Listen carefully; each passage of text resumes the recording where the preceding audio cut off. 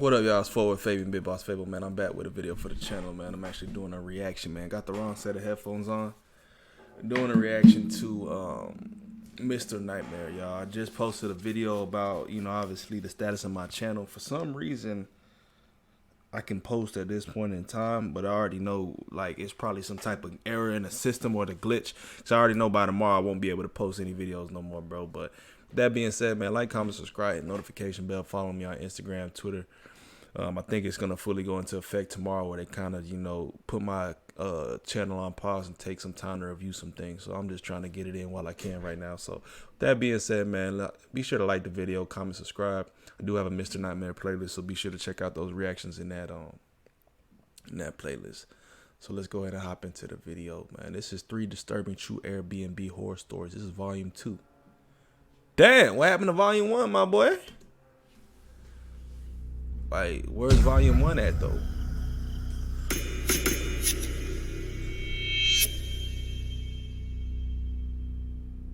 I rent out my South Carolina house on Airbnb whenever I'm not using it. It's a modest 3-bedroom, 1-bathroom house by the beach. 2 of the bedrooms are guest rooms, which are accessible to the people renting it. The master bedroom I keep locked with my clothes and certain belongings in there. That room is for me, and I have to keep my stuff somewhere instead of lugging it back and forth every time I go down there. I have a regular lock and then a deadbolt lock on there, so no one's ever getting in there unless they chop the door down or break through the window. But also, it's not like I keep anything super expensive in there, mainly just clothing. This was early last spring. It was still chilly up in Massachusetts where I live most of the year. I wanted to take a drive down to my South Carolina house for the week. Cape Cod? Hey, I ain't gonna lie though, I ain't never been out there, right? Oh, is it? Yeah, it is Cape Cod. I ain't never been out there like that, but I got a shirt of, I guess, it's like a shark shirt from one of my friends who actually got family that live out there, right? Is it Massachusetts? Yeah, not too far from that area, right? What's it, Cape Cod, though?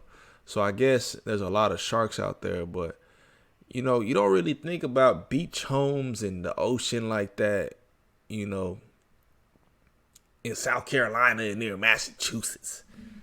But then again, it's like, bruh, it's off the coast, duh. For the most part, I work remotely, so luckily I'm able to do this when I want to. Ordinarily, I'd have my usual cleaning lady come and clean the house after each guest leaves. The cost of her service is baked into the price of the rental on Airbnb. But since I was going down right after the current renter would leave, I just pocketed the cleaning lady money and planned on going down to clean it myself. Damn! The last renter was a guy named Ramon. Through our messages, he told me he was renting with his fiancée and asked for good restaurants to eat at in the area. He seemed trustworthy. I always prefer to rent to couples or smaller groups of women as opposed to groups of young men, because they're usually the ones to come and get shit-faced and potentially damage the place. I started my drive very early in the morning. It was about a 16-hour drive, stopping only for a quick bite and to use the bathroom. Smart man, By the time I got to the house, it was about 10 o'clock at night.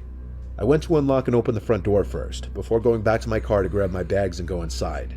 I was shot from driving. I didn't even bother checking the place out or anything for a mess. I just went straight to my bedroom door to unlock it. I collapsed into the bed without brushing my teeth or anything.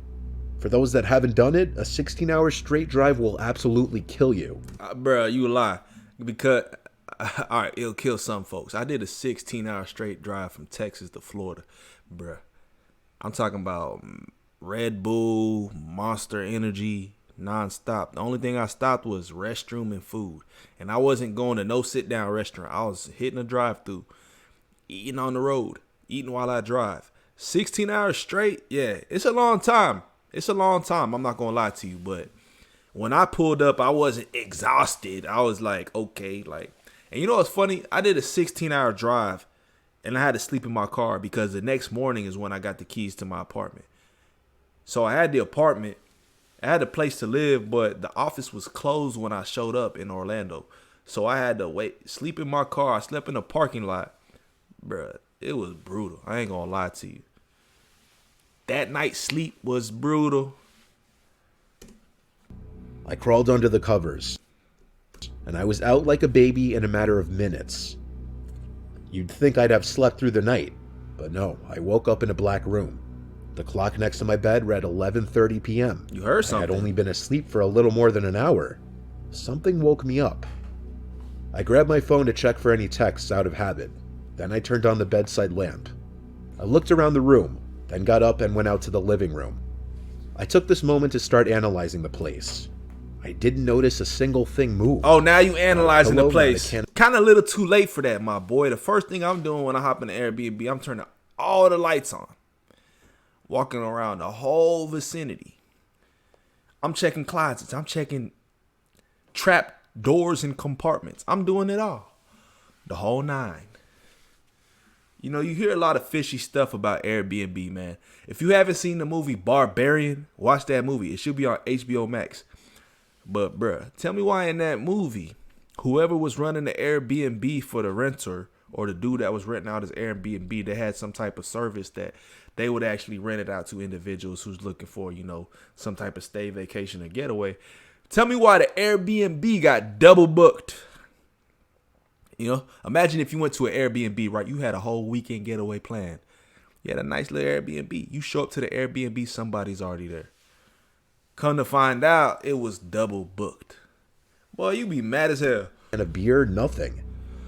I went to the bedrooms. Both were void of any people, though the covers on a bed in one of the rooms seemed to have been moved. So yes, they did come. I thought they may have been the cleanest couple to have ever stayed in my place. I have a camera set up on the front porch of the house. I never really think to check it unless a customer is giving me any kind of hard time. But I was curious. I opened the app to the camera system on my phone and went to the movement history. It picked up on a man entering the house via the code lock 3 days earlier. Just a man though. He had no woman with him. Strange. I checked for any other movement updates from then until the moment. Nah, bro, there's no movement. He's still there. He never left, bro. Let's keep it a buck. Buddy is hiding in the closet. But now I realize he's the actual owner. I'm tripping. I thought he was a guest. When I showed up, which it also caught on video, and there was no other movement updates from then until the moment I showed up, which it also caught on video. He's sleeping under the couch. There was nothing. I checked it over like 5 times. Under the bed. I suddenly got the chills. I went to the Airbnb app to message Ramon and ask if he checked out okay, even though it was late at night. I went to check the bedroom where I presumed he slept in. I started checking under the bed and in the closets. I was yanking the closet doors open as if I were ripping off a band-aid. Each time, I was greeted with an empty closet. I moved along to the second guest bedroom. Both twin beds in here were still neat and untouched. As I yanked open the last closet he could have been in, I saw that it was empty. I sat on one of the beds for a second to stare at the conversation between Ramon and I.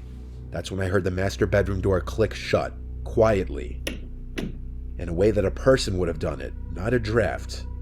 I went out to the living room and looked at the master bedroom door. I said, "Ramon, are you still in here?" with a shake in my voice. No response. Buddy was stuttering. I could see the light was still on in the room through the bottom crack of the door. I got on all fours to look under the crack of the door, and I fell backwards when I saw 2 feet standing not far behind the door, maybe a couple feet away. I went to the knife holder in the kitchen planning to grab the biggest carving knife, and it was already taken. By this point, my only logical option was to leave the house and call 911, and that's what I did. I waited out front until the police showed up. Then as we went inside, there was Ramon, waiting in the living room, no knife in hand. He spoke in this Portuguese accent, acting all innocent, saying he just needed a place to stay for one more night, which was complete bullshit. He denied ever picking up the knife, which was conveniently placed back in the knife holder now. After 30 minutes of 2 police officers outside talking to Ramon and 2 inside talking to me, they actually let him go and told me I should contact Airbnb and try to work it out with them. And I was just shocked. Hold on. How you gonna work that out with Airbnb? So you had a guest that came through and stayed. He overstayed his welcome, and then he tried to attempted murder you. What is you gonna discuss with Airbnb? I'm confused. What you gonna call him and say, "Hey, I got a dude who overstayed his welcome, man. He had picked up my kitchen knife. I tried to call the police, and they didn't really do nothing about it. What should I do, Airbnb? What should I do?" They just let him go. What should, bro? They ain't gonna, like, what is Airbnb gonna tell you, bro? I felt like the police didn't do their job. After everyone left, I changed the lock code on the door, and I contacted Airbnb about what happened. Though I didn't receive payment for the extra day Ramon squatted in my house, What? they did apparently ban him from ever using the app again. Okay. It doesn't really feel like proper justice, though. That's what I'm He was saying. potentially waiting to stab me in my own house, in my own bedroom. Hey, I already know what he was going to do. He was going to kill him, right? And then he was going to squat. He was going to be a squatter. He was going to stay there for like 3 months. Story numero 2. I'm 26 years old, still living with my parents. Damn. I'm not content with my job, and I'm in a relationship that I'm not too sure about. Bruh. To say I... Sound like homie depressed with his life. He said he 26-year-old. He still live with his parents, which is already depressing. He not too content with his job. That's sad, bruh. A lot of us don't want to be working where we working. Number 3, he don't even like his girlfriend, but he's still with her. been stressed would be a monumental understatement. My mom and I were not getting along one week, and everyone was just bothering me. I wanted to escape for a weekend. I looked into little one-bedroom Airbnbs up in the mountains and found one for cheap. It was in Troutdale, Virginia, a couple hours away from us. And based on the pictures, it was this nice, private, and peaceful-looking little place surrounded by woods. Any place I'm staying, like, I'm not gonna... He's talking about it was a nice little area surrounded by woods. No, I need my home surrounded by a fence. Some type of electrical wire, you know what I'm saying? An electric gate, an electric fence, whatever they call it. I would never go to a Airbnb that's in the middle of the forest, in the middle of nowhere, out in the open like that. Especially in a house that looks like this, bruh. Too much glass. Too much glass. Anybody could break a window. Obviously, break those, break the door, or break the glass on the door is what I'm referring to. But I don't get it. Like, when people try to make these trips, like, it's like they don't understand weird people or crazy folks exist. I'm talking about psycho folks. You know, like, do y'all not watch Murder Mystery? It was the fall too, so the foliage was going to be beautiful. I told my parents I was going there for the weekend. My mom seemed overly happy about me leaving for the weekend. My girlfriend was more so just confused, finding it weird and suspicious that I was going away to some random cabin in the woods alone for a weekend. When Friday came, I packed a backpack full of clothes, toiletries, and my laptop, and I headed out for the road. It was around a 2.5-hour drive door to door. The area of Troutville was very quiet and scenic. It was a perfect escape from suburbia back home. I needed a nice weekend just to spend to myself. I was driving up a gravel road when my GPS told me I arrived. I saw an opening in the trees next to the road. The instructions the owner of the Airbnb gave me were to cut through this opening onto the grass and up the little hill. I did exactly this, and there I saw the cute little house sitting at the top of the hill.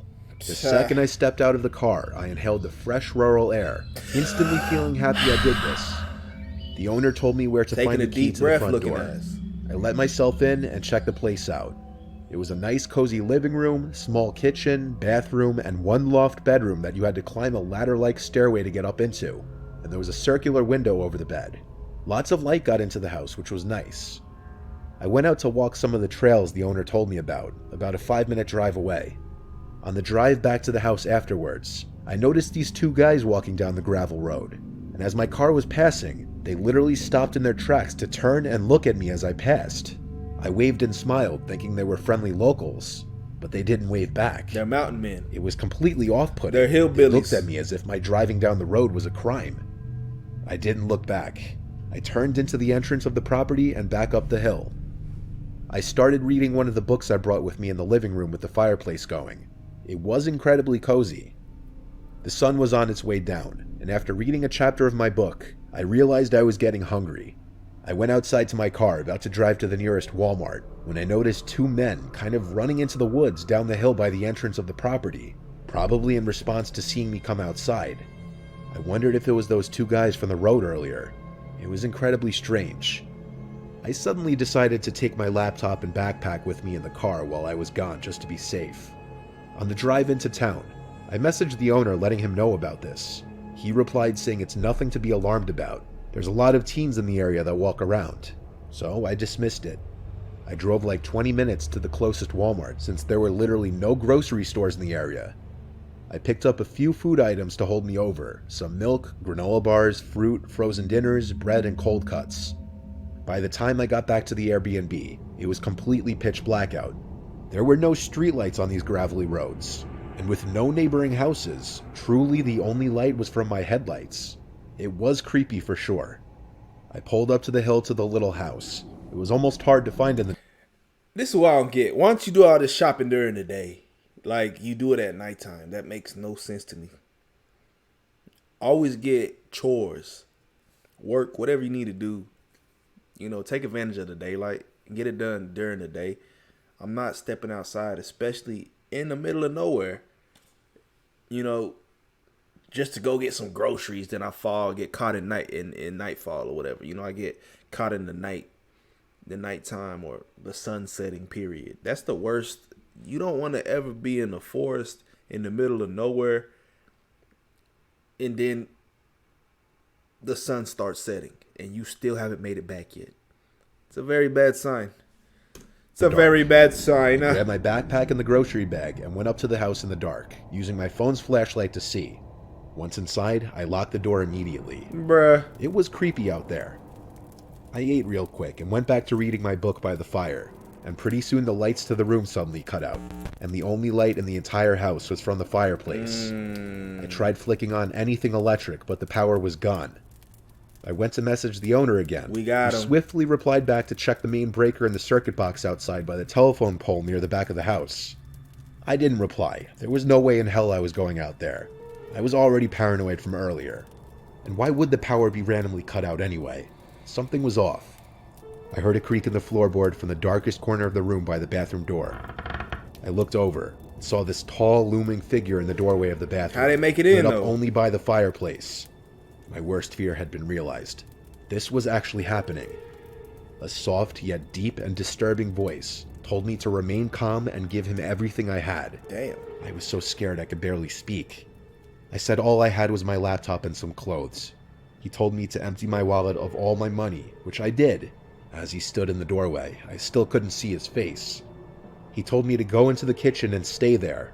Moments later, I heard the door to the house close. I looked into the living room. My laptop, backpack, and money was all gone. I called 911 quietly to report a robbery. 20 minutes later, an officer arrived. I described the two guys I'd seen walking down the street earlier that day, assuming it was them working together on this. Basically, all the officer could tell me was that they'd be on the lookout for anyone matching those... what are they going to do, right? They ain't going to do nothing. It's too late at night. My thing is, how did he get into the home? Like, he had access to the back entry or some secret spot or something like that. Like, how did he get inside, bro? And I guarantee you it's on some dumb shit like she didn't lock the back door, or I forgot to lock the front door, or I left the window open.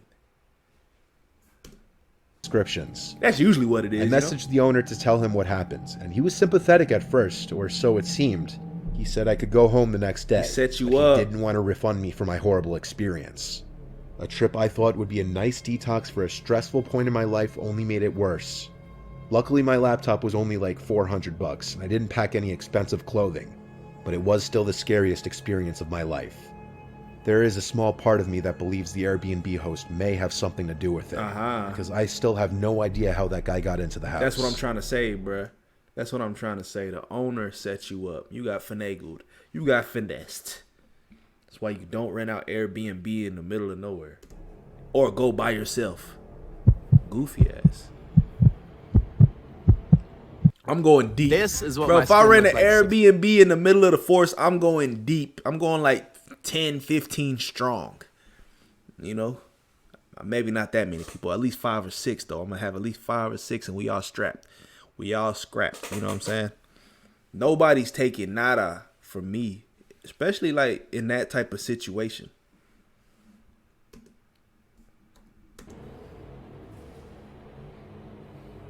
So a few years back, after some friends and I graduated high school, we celebrated in the White Mountains National Forest Reserve. We only lived 2 or so hours away, so it wasn't much of a hike. We all packed inside my friend Alexis's car. Also with us was my friend Rob, his girlfriend Stephanie, and our friend Kelly. Alexis's car was a Hyundai Accent, so a very small vehicle. We didn't pack much. We were headed to this Airbnb in Carroll, New Hampshire at the height of the summer. It was a gorgeous drive. Once we got to the house, it was just as depicted in the photos, only the pictures didn't include the shambling-looking shed next to the house. It seemed like it had seen better years. I probably could have knocked it down myself. Alexis joked around that maybe some old, crazy guy lived in there, and that's why the place was so cheap. But we all laughed it off and unpacked our things. I'll be honest, I was really into Alexis, and I think she was into me, on account that she said we should share a bed. Woo! More so because the third bedroom had 2 doors leading to the outside and had a perfect view of that old shed. So she didn't want to sleep there, and she wouldn't let me. We both put our things in the living room and made the pull-out couch our bed. Not much happened the first night. A little later, we all sat in the hot tub in the garage/rec room. Alexis sat next to me, and we faced the woods, while Rob and his girlfriend were opposite of us. Rob's girlfriend couldn't step completely into the water on account of the stitches she just got. Stephanie and I were always good friends, and carried on with stories and joked about high school, sipping on our potentially illegally acquired booze. Dang. Kelly, on the other hand, was changing and not with us. Underage drinking. Rob kicked my leg from under the water and winked, seeing how close Alexis was getting to me. But that wasn't too much of a deal. We tried to plan out our next day, and talked about hiking to Mount Washington and the Flume Gorge. After a good soak, I eased into bed with Alexis, and we watched Rick and Morty for a while, until the clock struck 2 a.m. and we sat outside. The stargazing here was supposed to be amazing, and a bit later, Kelly tagged along with us. What happened next was hard to explain. In front of the house was this huge deck that we were sitting on. It was pitch black, and no cars were around. More or less, we were in the middle of nowhere. No one really understands true silence, until you're away from cars or planes for that matter. The sky was brightly lit, purple, blue, full of stars. Kelly hushed me one time. Just a few feet away from the porch, she heard some crunching, as if something was approaching the deck. There was definitely something walking out there. I waved it off as a raccoon or fox, until the steps sounded heavy, and I looked at Alexis. The fear began to set in as I noticed her gaze was looking towards the old shed where the footsteps had began. Quickly, I ushered the girls into the cabin and locked all the doors. I tried to explain to them that it's still possibly an animal, especially if animals had taken over that old shed. Easily, both of them calmed down. Kelly walked back into her room, and I again laid down beside Alexis. The next morning, I woke up to Rob and his girlfriend cooking breakfast in the kitchen, which was just across the room from Alexis and I. We had a big day planned out, and we did quite a lot of hiking, with most of us forgetting what had transpired last night, other than Alexis. When we came back from hiking, Alexis suggested exploring the old shed that was beside the house. Now that it was daylight, nothing that bad could happen, right? And I'll be honest, I didn't want to, but I didn't want Alexis to Cabin think in the I was Woods a type wuss. shit. Y'all seen that movie Cabin in the Woods, bro? Do not go to a cabin in the woods. Something bad is going to happen to you, man. We opened the... It's not chestnuts roasting over an open fire or marshmallows making graham crackers or s'mores. I'll tell you that right now. It got some hillbillies in the mountains. You know, got some rabid wild animals or all of the above. screen door, investigating the first room. There was an old rickety rocking chair. Seemed it might break if I tried to sit in it.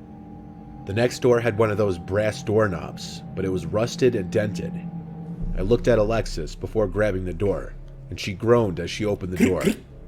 There wasn't much to the room. The floor was dirt.